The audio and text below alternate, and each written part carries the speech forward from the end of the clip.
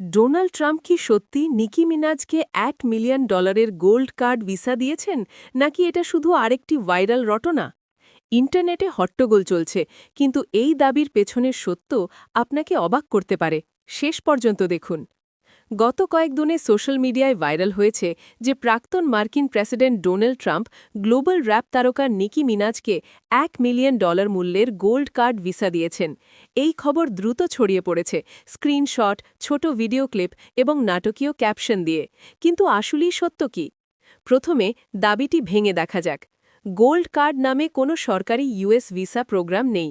যা আছে তা হল EB-5 ইমিগ্রেন্ট ইনভেস্টর প্রোগ্রাম, যেখানে বিদেশি বিনিয়োগকারীরা মার্কিন ব্যবসায় বড় বিনিয়োগ করে স্থায়ী বসবাসের জন্য আবেদন করতে পারে, সাধারণত $800,000 থেকে $1 মিলিয়ন।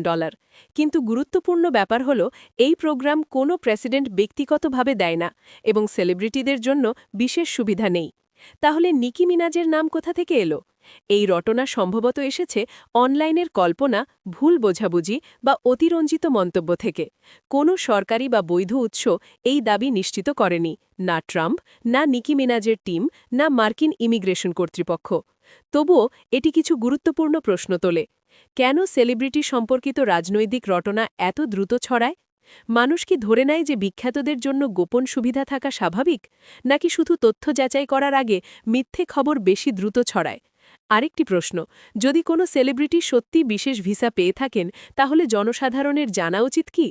এবং সোশ্যাল মিডিয়ার দায়িত্ব কতটা হওয়া উচিত ভাইরাল মিথ্যে থামানোর জন্য?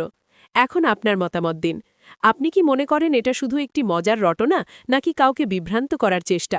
নিকি মিনাজের নাম এই দাবিতে কেন জড়ানো হলো বলে মনে হয়? সোশ্যাল মিডিয়া কি ভাইরাল মিথ্যে বন্ধ করতে আরও কিছু করা উচিত? কমেন্টে আপনার মতামত লিখুন। আমরা জানতে চাই আপনার ভাবনা। এমন নিউজ আপডেট পেতে এখনই চ্যানেলটি সাবস্ক্রাইব করুন, পাশে থাকা বেল আইকনে ক্লিক করুন, আর ভিডিও ভালো লাগলে কমেন্টে আমাদের সঙ্গে থাকুন।